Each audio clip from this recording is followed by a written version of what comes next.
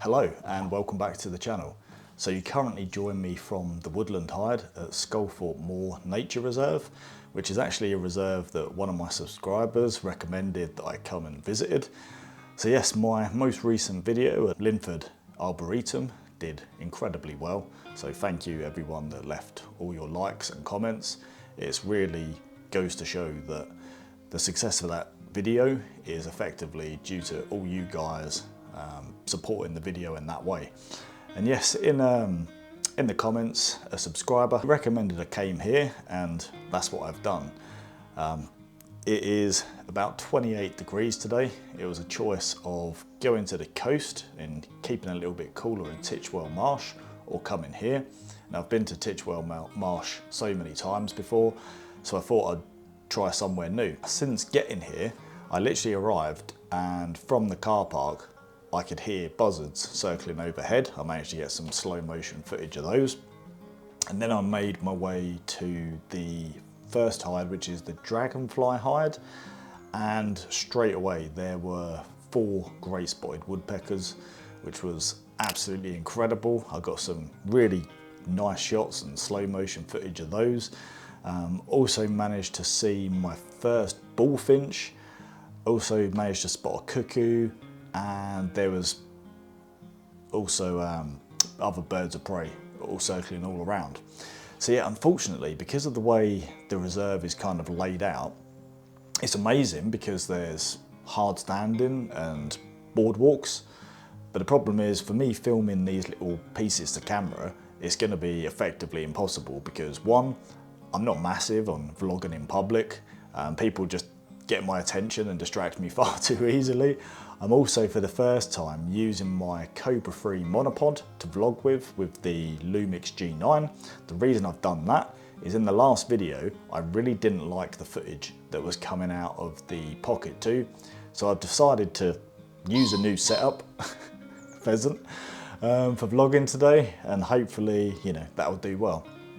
Part of the reason I've decided to even come to the reserve today is the fact that when it's 28 degrees, you don't really want to be in a building in the UK, but inside of a hides are quite nice, and it should mean that I'm able to keep out of the ridiculous heat. It's that hot. Even my son's school has got a non-uniform day today. They're allowed to wear PE kit. So yes, I'll keep out of the ridiculous heat, and yeah, I'm sure we'll work something out.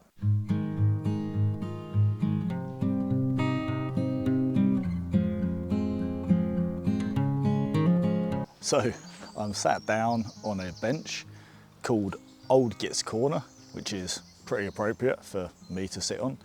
And yeah, I've just been into the woodland hide. Pretty quiet in there. Most people have said that that's one of the quietest hides. So I've just got to stop the excitement because I've just realised it's 12 o'clock and I feel like I've not really been anywhere around the reserve.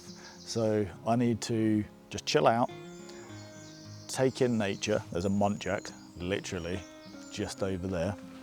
Let me see if I could just video him.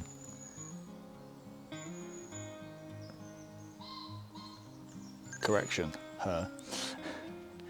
Yeah, I just need to chill out and enjoy it. But this is best morning I've had in a long time.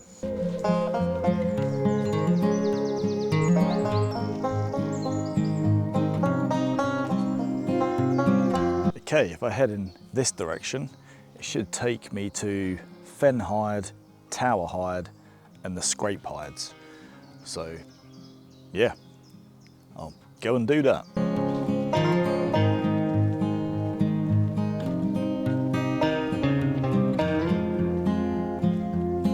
Definitely a wise choice. Picking here today. It is hot. It's 12:15. And it is hot, hot, hot. And it's UK hot. UK hot's different.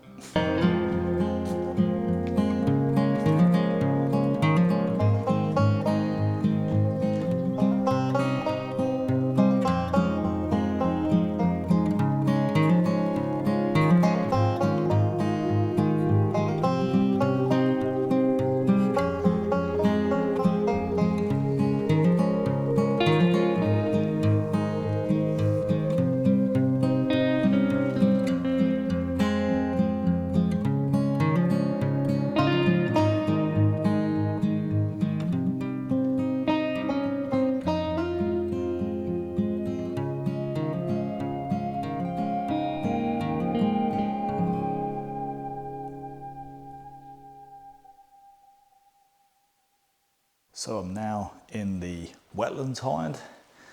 It's really, really beautiful. I mean, I'm quite happy with being recommended this reserve because look at the size of these hides. Even if it was packed, it would be, there's plenty of room still. It just seems like there's so much more money been put into this. It's so well looked after. Now, yeah, it does make sense because I wasn't a member, so I paid £10 to visit here today. But usually it's £37.50, I think, for the year. But yeah, in a minute I can just see some gulls, some ducks, but with any luck, I guess there's a chance of seeing a kingfisher. And yeah, just with the G9 in the last hide, the pre-burst function has really come in handy. It's been pretty invaluable today. Just using the 60 FPS pre-burst, and then when that's too much, using the 20 FPS. So I'm going to keep the noise down and see what we can see at the wetland hide.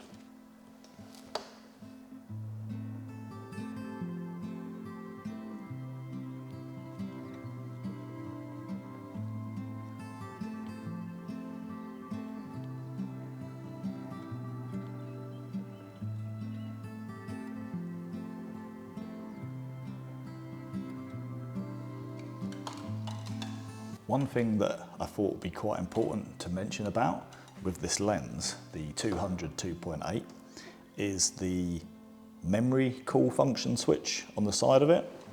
So there's a kingfisher perch basically that's been placed out, and what it means is I can focus on the trees that are about, say, 300-400 meters away. The kingfisher perch is just a few meters away. I can hold this down and we're in focus. So I can be basically not paying attention or focusing on something else completely. And if a kingfisher comes and lands on that perch, I've got instantaneous focus because it's saved that in the memory. So yeah, that's really cool, and something that I do whenever I get to a hide. I will find a likely spot where a bird, or well, it's going to be a bird basically, isn't it? Come on, Joe. Get with this vlogging thing. And yeah, you can just quickly snap focus onto things that could potentially happen. Yeah, pretty quiet at the moment, but there's still way more hides to visit, and it's only 1:30 in the afternoon. So I'm absolutely having a whale of the time, and the fact that quite often the hides I've got them to myself is awesome. I mean, I don't own every hide in the UK, funnily enough, but it's, you know what I'm talking about. Everyone likes being in a hide by themselves, especially when you're trying to vlog. I am not a public vlogger. Maybe when I got like 100,000 subscribers in 75 billion years time. Ooh, a little egret. A little egret.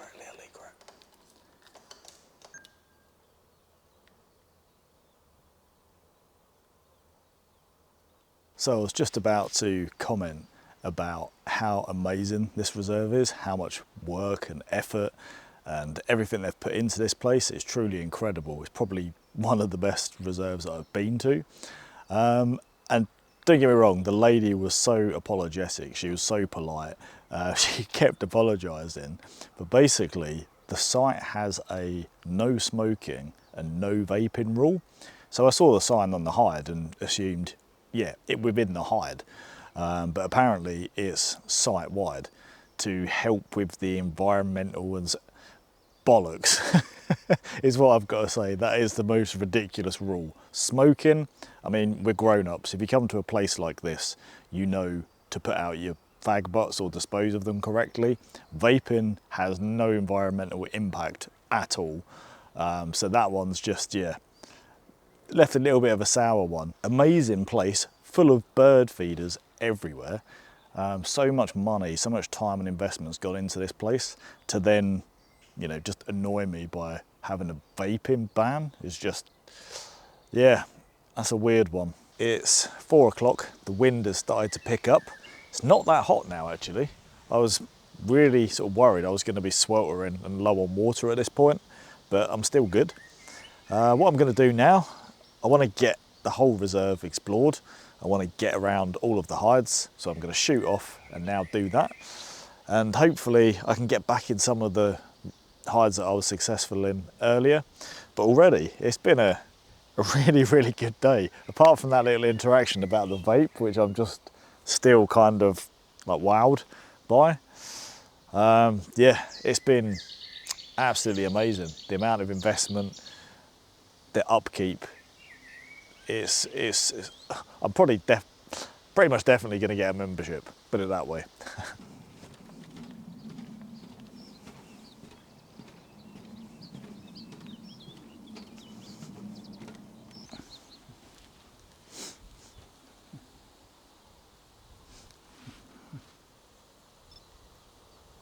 Fast buggers, aren't they? So I've just been photographing some fast moving birds. I can't tell if they're swifts or swallows. I'll have to have a look at some point. But yeah, and there's a kestrel. Only problem is they're a little bit far away.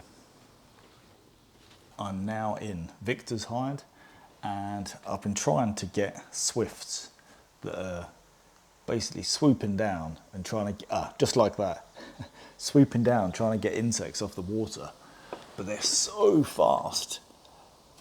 I've adjusted the autofocus sets to try and give myself a chance at getting them, but yeah, these guys are so fast I don't know if I'm going to be able to.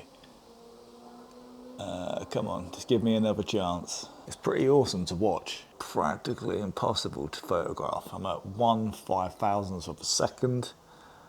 ISO 1250 at f4.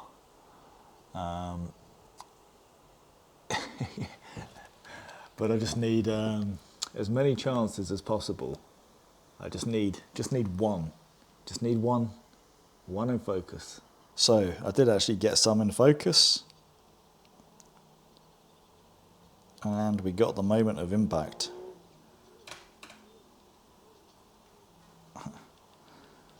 I mean, they're certainly not great shots, but I suddenly realised that I could use the pre-burst function at 60 FPS. That probably would have yielded better results.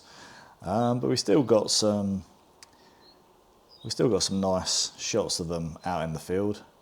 So, I mean, look at this. There we go. That's quite nice. So yeah. I think I'm going to give up with this task of trying to get the swifts hitting the water. They're a bit too small in the frame. I'm using the 200 2.8, but it's got the 1.4 teleconverter, so it's about 560mm full frame equivalent, 280mm. And yeah, it's not a shot that is particularly worth getting. I need to be lower, I need to be closer. So yeah, it was fun to watch though. So yes, now back through the reserve to finish up for the day. It's now 5:05.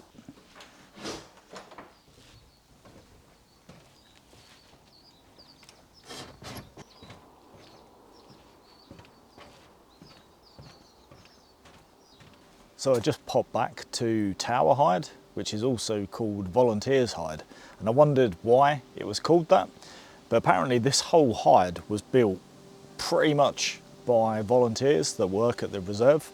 So yeah, it's just goes to show the hard work and dedication of the people that work here and support here. It's really nice to see. Yeah. I think now it's really going to be a case of a slow walk through the reserve, pop into the hides for sort of 10-15 minutes and take a very slow meander back to the van. It's 5:20, so I've got another sort of 2.5 hours potentially before the gates close, and I really don't want the van locked in. So yeah, let's go do that, and I'll probably keep you updated if anything awesome happens. If not, I'll see you in the car park.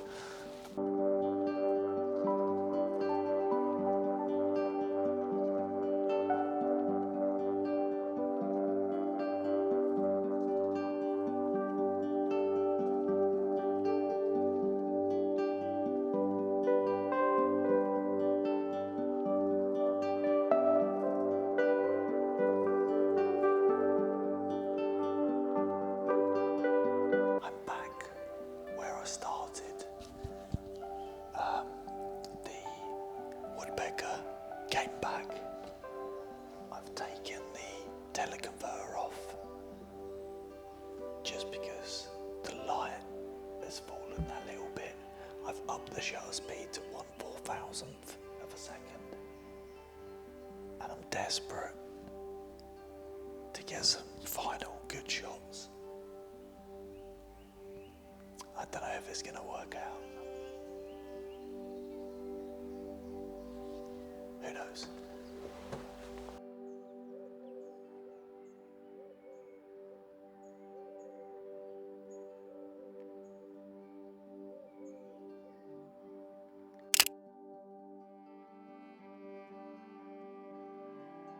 So, I have 23 minutes to get back into the van and out of the car park before I'm actually closed in because of the barrier. And yeah, I was going to stay until the last possible minute to try and get that perfect woodpecker shot. But if you get the perfect shot, what's to stop you going back out again? I probably wouldn't come back if I'd got the perfect shot. So yeah, there's a reason these things happen. But anyway, just reviewing the images on the back of the camera, I definitely got some awesome woodpecker shots today. Some reasonably decent shots throughout the rest of the reserve. But yeah, it's just been a really amazing, beautiful, hot, lovely day. Like I said, I can't stress how well managed and how well maintained this reserve is. It's well worth the £10 entry price, and I definitely got my money's worth today. I've been here since the minute it opened, and I'm probably gonna be leaving the second it closes. It was really cool to meet up with everyone here. Was super friendly. It was nice to chat to the few people that were here. It's not as social as a place as perhaps Lakenheath is, or perhaps it's just because I'm more used to seeing people there. And yes, it's also taught me the importance of pre-burst, and I didn't realise that I had mine set up at a half-second interval. So when you hit the shutter, you get images half a second before that. I've now changed that to 1 second because I missed a woodpecker shot earlier on, and yeah, I've now changed that to 1 second. But anyway, I really hope that you've enjoyed this video. Hopefully it's a little bit higher quality today because I've been filming on the G9 and the 12-60 Leica lens. If you have liked it, like in my last video, it just goes to show that your likes and comments really do help. They really do help my videos go out to other people that are interested in wildlife photography. And yeah, I'll stop babbling on and I'll see you on the next one. Take care.